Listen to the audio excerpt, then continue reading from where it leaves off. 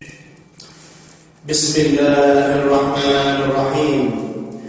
والفجر وليال عشر والشفع والوتر والليل إذا يسر هل في ذلك قسم لذي حجر ألم تر كيف فعل ربك بعاد إرم ذات العماد التي لم يخلق مثلها في البلاد وثمود الذين جابوا الصخر بالواد وفرعون ذي الأوتاد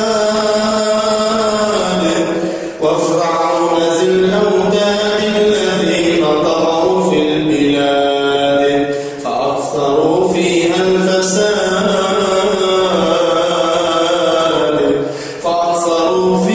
الفساد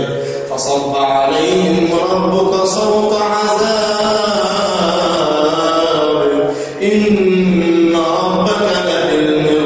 لبالمرصاد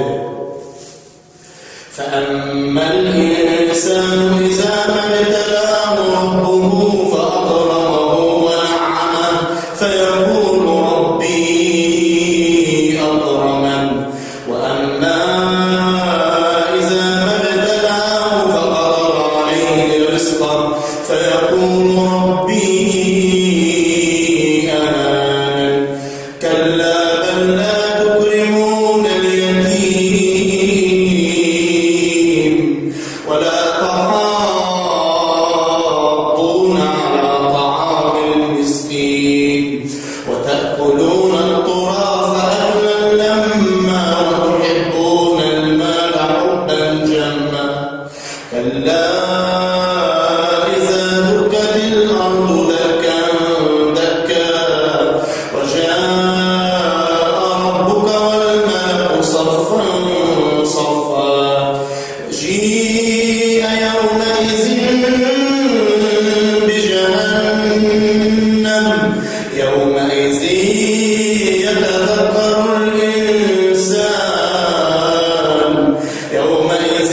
يتذكر الإنسان وأنى له الذكرى يقول يا ليتني قدمت لحياتي فيومئذ لا يعذب عذابه أحد ولا يوثق وثاقه أحد يا أيتها النفس المطمئنة ارجعي إلى ربك راضية مرضية فادخلي في عبادي وادخلي جنتي.